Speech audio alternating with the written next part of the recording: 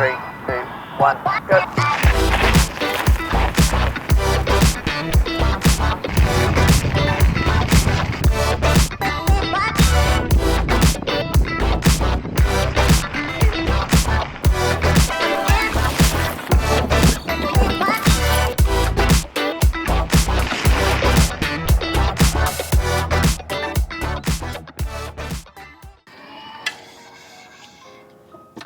G'day guys, Brendan here with the Cargo Bike crew, and today we've got something from a local Aussie brand. This is the Wombat Rally. It's a long-tail cargo bike with 20-inch wheels and front suspension. This is a really popular category for both new and experienced cargo bike riders, and it presents as a really nice middle ground in pricing and spec. So let's take it on our tests and see how it performs. Wombat bikes are a relatively new brand, but they already have a loyal fan base of riders. On their first cargo bike release, the Wombat Wagon. That's a long tail with 24-inch wheels. This release, the Rally, has 20-inch wheels, but it's still got room for 2 kids on the back. Full disclosure, this review contains our own opinions and we're not being paid for this review. We contacted Wombat Bikes and they were happy to provide a bike for review at no cost. And big thanks to our mates at Spark who helped build up this test sample for review.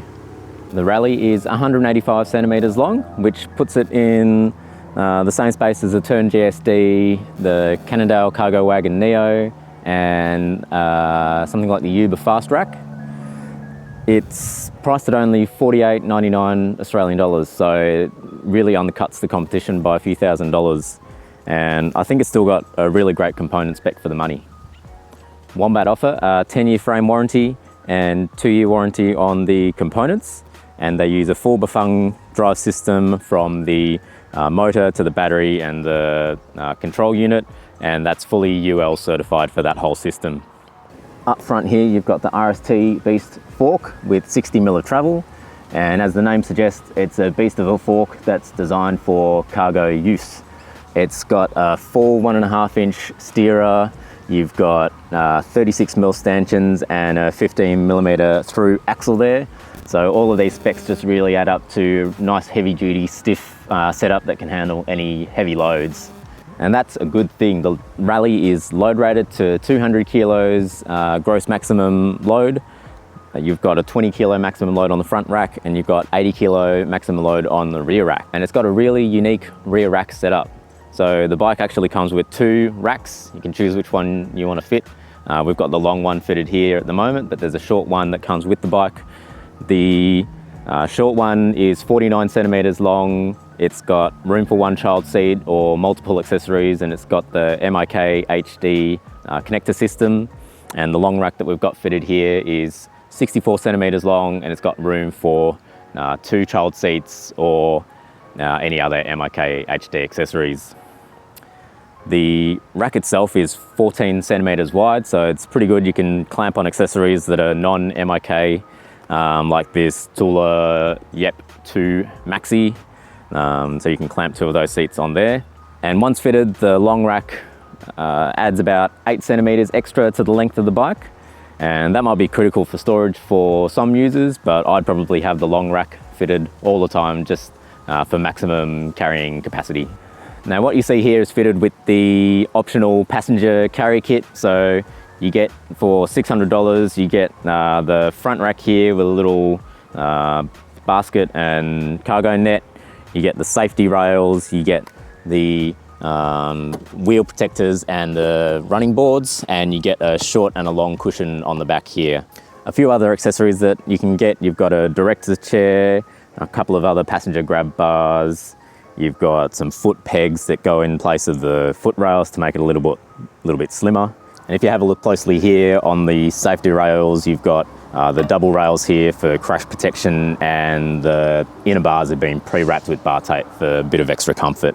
And then just down here, you can see at the front and at the back, there's a number of mounting points, and soon there'll be a weather shield or a hood coming to protect your passengers at the back. The measurements within the safety bars, you've got 45 centimeters and about 60 centimeters from front to the back of the seat.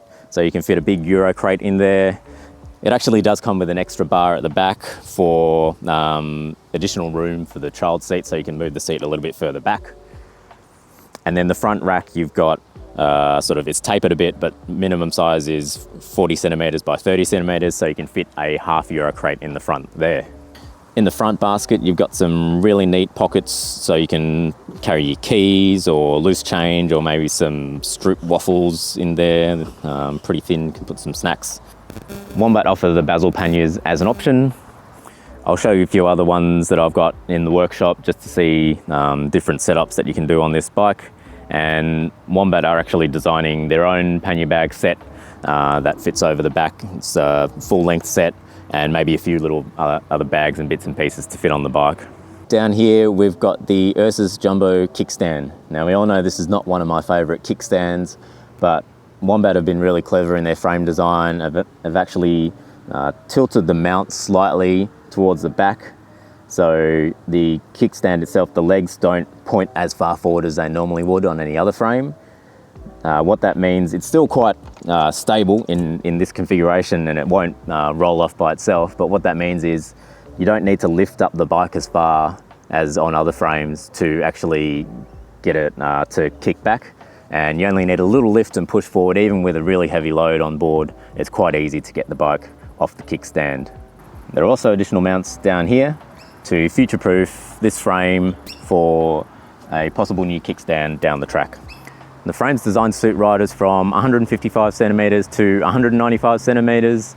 I'm 177 centimeters tall, and it's got a really nice dropper seat post with a lever on the front that's supplied as standard, and it makes it easy to change the height for different riders. You can also option up a handlebar release system with actual suspension in the dropper seat post as well. The frame is quite long between the seat post and the steerer tube, but the stem is quite short, and you've got these tall riser bars, so you can set them into a really good position. They're high up and puts you in a bit of an upright position. Now, it's a step through frame. It's got a 52 centimeter step through here. It's a little bit wide at the top, but it's not too bad. You just hold on, you can just lift your leg over the top, and there's quite a wide space in there. The double stays run all the way from the battery bay all the way to the back, so it keeps the frame nice and rigid, and you've got a neat little space in here that I reckon you could fit 2 litres of milk if you were going on a bit of a milk run. I really like these internally routed cables, keeps things nice and neat down the down tube. It looks like there's plenty of space in there, and then underneath the chainstays you've got the cables running towards the back. As I mentioned, Wombat have specified the Rally with the full Bafang drive system, same as the wagon. It's got an M510 motor down the front here. It's a 250 watt rated motor with 95 Newton meters of torque.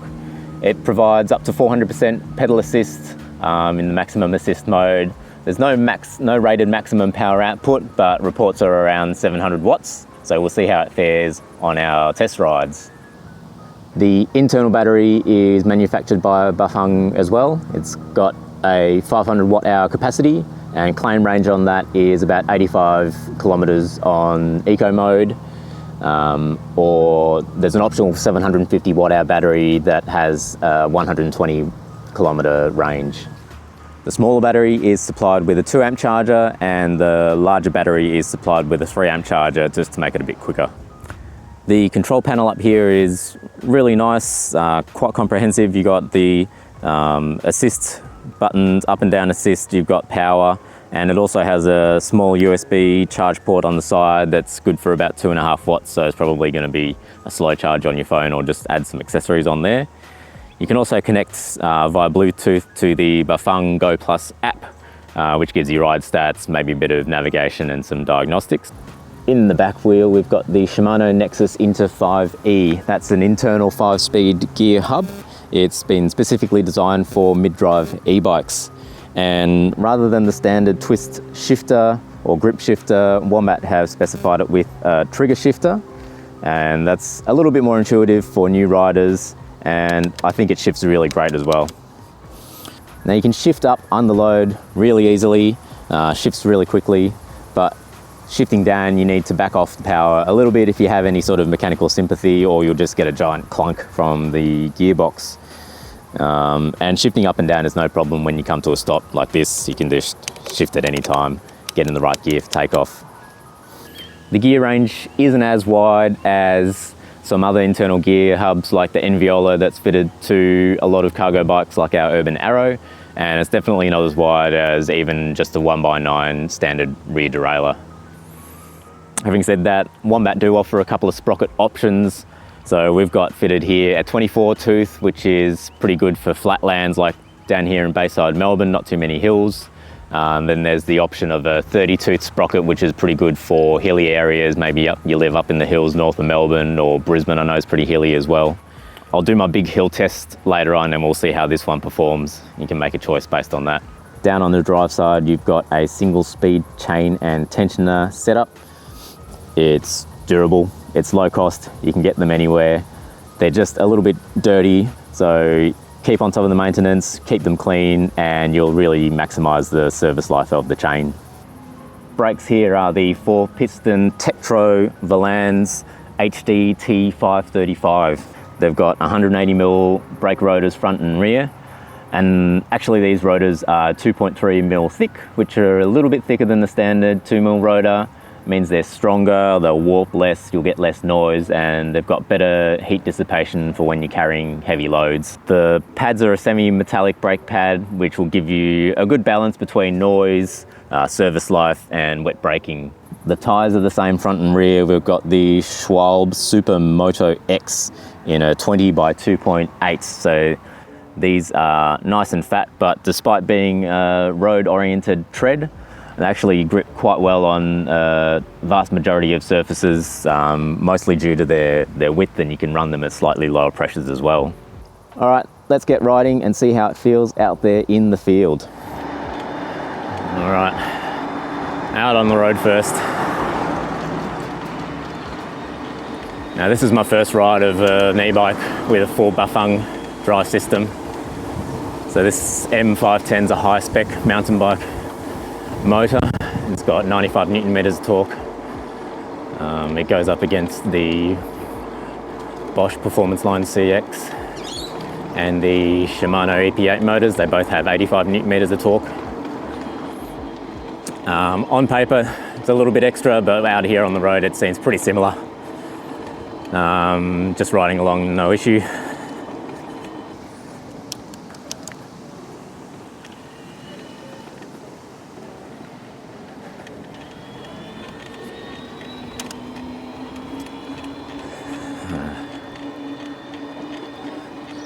Cycling through the assist modes, you get Eco, Tour, Sport, Sport Plus, and Boost modes. Each of those going in 20% increments up to 100% power in boost mode. We'll come to a stop here. And in first gear. So when you take off from a stop or take off from traffic lights, it takes about a quarter of a crank rotation to get going. And it's a nice and smooth takeoff. So it takes about a second to get up to maximum assist. I've got it in Sport Plus mode, so I'll keep it in that for most of this review. I find the boost mode seems to chew through the power. Just eats away at the range too quickly. Future Brendan here. So I found out you can adjust the parameters in the Bafang Go Plus app. So it's possible to customize each assist level in acceleration, motor power, startup response. So it's definitely tunable for those who want to tinker, but for this review we've left everything in the default settings. All right, so we've got 30 kilos on the back rack. You've got 10 kilos here in the front basket, just to simulate a bit of a load, carrying kids or shopping or something. The 20-inch wheels keep the center of gravity nice and low, so your car goes really low. And then you've got those 2.8-inch wide tyres, it's really cushy. keeping things nice and smooth. And it's actually really quite grippy when you're cornering as well.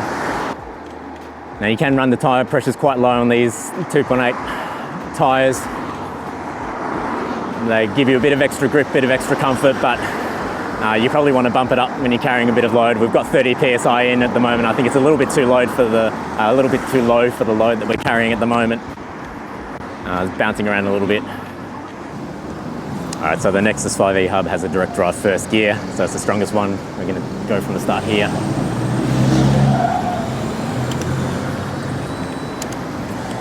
Really easy to shift, even while accelerating, it just shifts straight away. We've got the 24 tooth sprocket fitted here. I'm in 4th gear and the cadence feels a little bit low. For my preferences, 25 k's an hour and maybe, as I say, 70 RPM, a little bit low for me. And then in 3rd gear, it's 90 RPM, so you're spinning out a bit. I haven't touched 5th gear at all, as really suited to a long, steep downhill where you can pedal over the speed of the motor, and the motor cuts out at 25 k's an hour here in Australia. Future Brendan again, just here looking at a gear calculator. So my preferred cadence is probably 80 to 85 RPM. So changing from the 24 tooth to a 30 tooth sprocket, you're looking at 90 RPM in 4th gear, 25 k's an hour, and yeah, you essentially move the whole range down 1 gear. Midway with a 27 tooth sprocket, it sits perfectly for me at around 80 RPM at 25 k's an hour. And when I took the bike back to the guys at Wombat, they actually mentioned that they were looking at making the 27 tooth sprocket the default option for the rally, so that's perfect for me. All right, on the brakes here. And these Tektro brakes feel really nice. The bite point's really early in the stroke, but being 4-piston calipers, they have this really nice modulation. So you can squeeze them lightly or squeeze them really hard to get that full braking power. Pads give you plenty of power straight away. No problems when loaded up with this sort of weight. Never feels like it fades away. Noise levels are pretty good. Not too noisy like a full metallic pad. We haven't had any rainy weather here, so we've only been riding in the dry, so I'm not sure how it performs in wet weather. But they should be pretty good given their semi-metallic pads.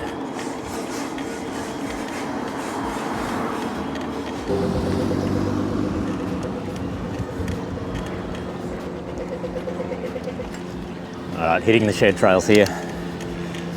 You can feel the big tyres really eating up those cracks, smoothing out those imperfections. I mean, this is a pretty smooth track here, but where it would normally be bumping around everywhere, it's really nice and smooth. The front suspension is really good when you hit those curb cuts, as we did back there. Stops all your stuff in your front basket bumping around. It's really good. I kind of feel like this Supermoto X, I tested the 2.4 wide tyre last year in our tyre test. I think the 2.8 is a little bit rounder. So it really transitions a lot better. It really transitions a lot better from going straight ahead to cornering, so you get a bit more confidence in the tyre. Maybe you do give up a little bit of rolling resistance for comfort, but we'll see that later when we finish our range test. All right, we've got a nice flat section here. Let's do an acceleration and braking test. We'll pop it in 1st gear, make sure we're in boost mode, and here we go.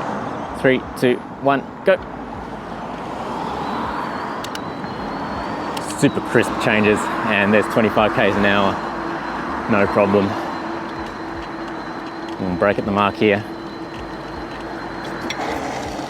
Oh, really great. I reckon 3 and a bit meters braking. That was great. The Nexus into 5e with the trigger shifter. Instant shifts. Almost like a dual clutch gearbox. No lifting between shifts. And the brakes as well, super confidence inspiring. Just grab a handful of both brakes, a bit more on the front so you don't lock up the rear, but it stopped close to 3 meters. That was fantastic. We're close to our hill climb location here, so let's head around the corner and give it a test.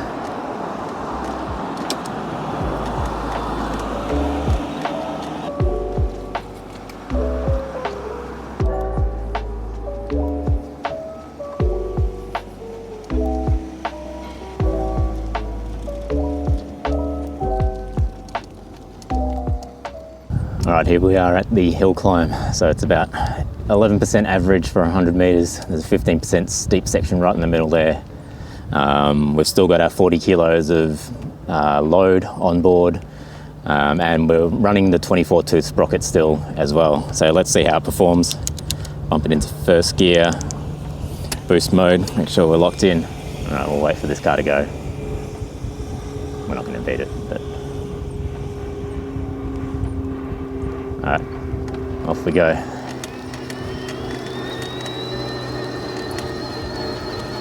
So we'll just spin it into this section.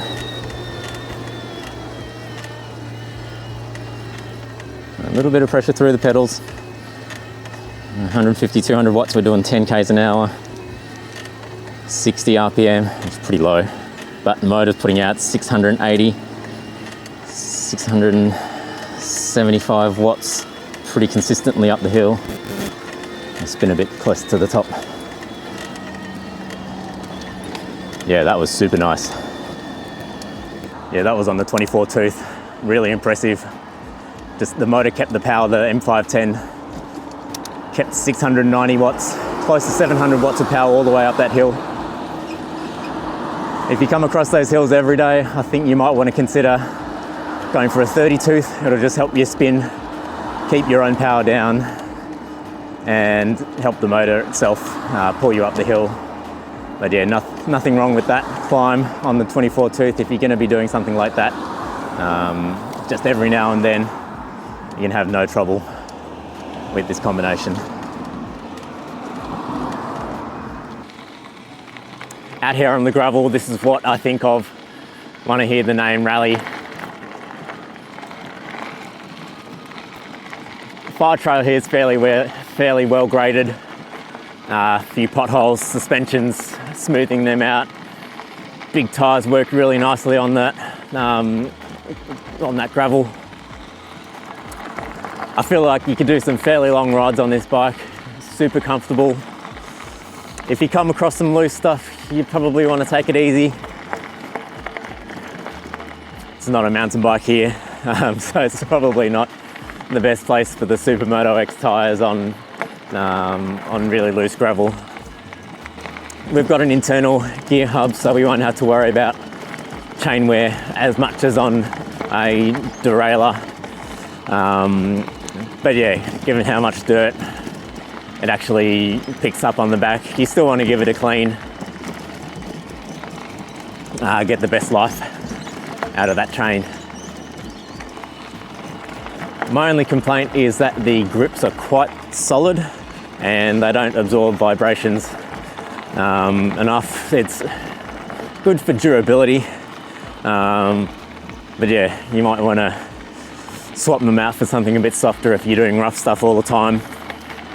The saddle's okay, but also you've got the option of the suspension seat post from Wombat if you want to swap that in as well.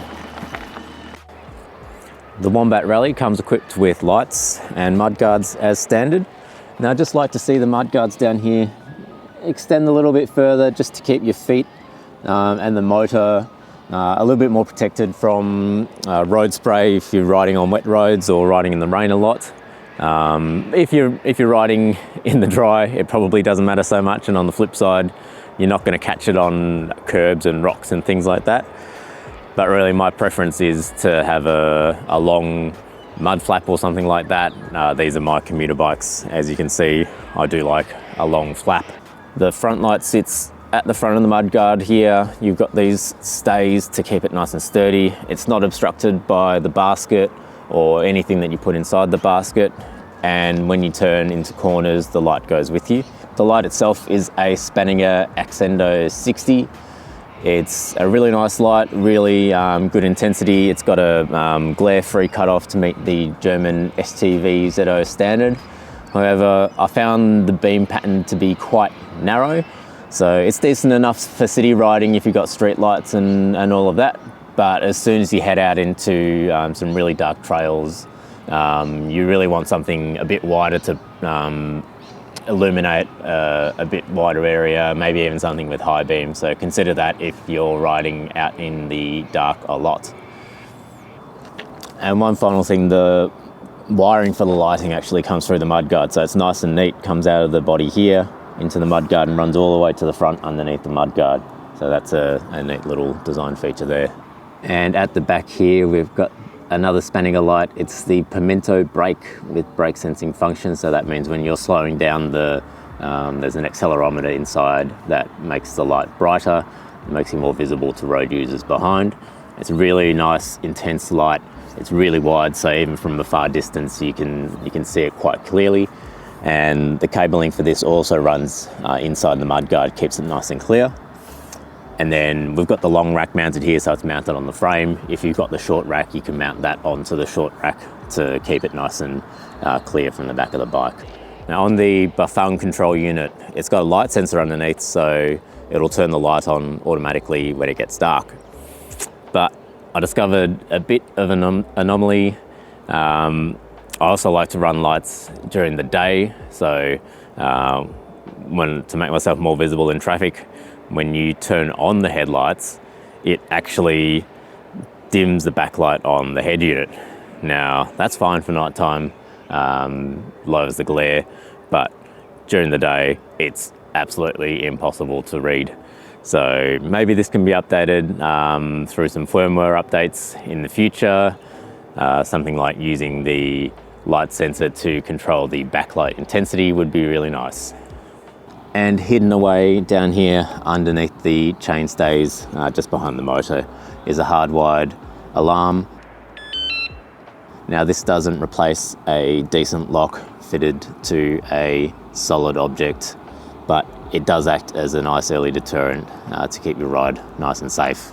Let's move on to the range test. So on a full charge, the computer claimed a range of about 91 kilometers on eco mode and 56 kilometers on Sport Plus mode, which is what I tested on for the full range test. Now this is for the 500 watt hour battery. You can probably add about 50% range for the 750 watt hour battery. I'll put a little chart on the screen to show you my estimates. I used my regular 11 kilometer commute for the range test. Not too many hills, not too heavily loaded, but yeah, 10 kilos or so. First run I did 43.5 kilometers and I had 12% range remaining, and it said 8 kilometers left on the computer.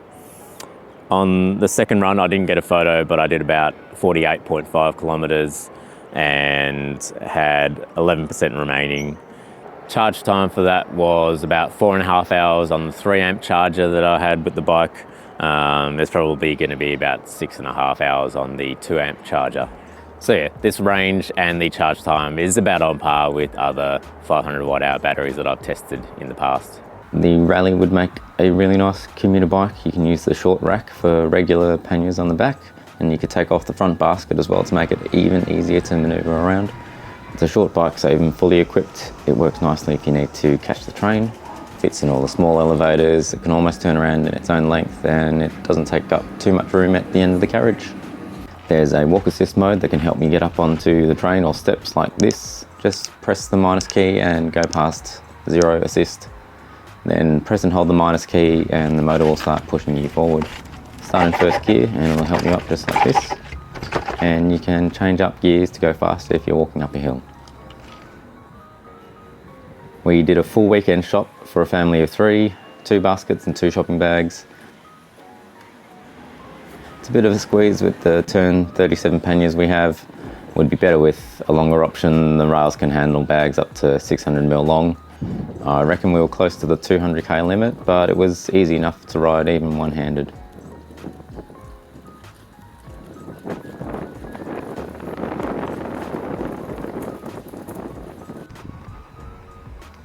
Finally, testing the kid carrying capabilities. It's nice and stable even with the seat all the way to the back. I think the front mounted battery really helps with weight distribution. And here we are with just the pad and backrest. I think his legs are a bit short, but he still had fun.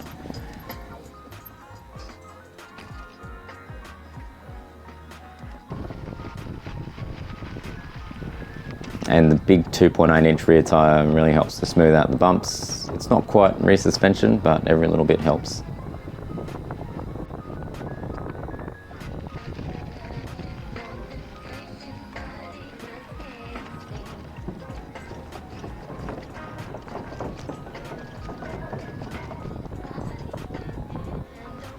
Let's have a look at some of the competition for the Wombat Rally. I've put them all on a chart here. I'll throw it up on the screen. You can pause it if you want to have a closer look at the specs. So these all have 20-inch wheels, front and back, and front suspension.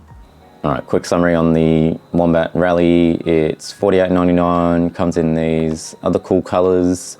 It's got the Bafang M510 motor with 95 Nm of torque, Shimano Nexus into 5E rear hub, and 4-piston hydraulic brakes all around.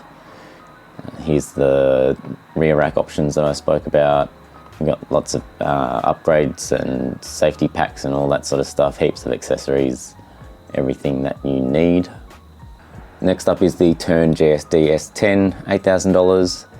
It's got the Bosch Cargo Line 85 Nm motor and the Dior 10-speed rear derailleur, 4-piston brakes all around.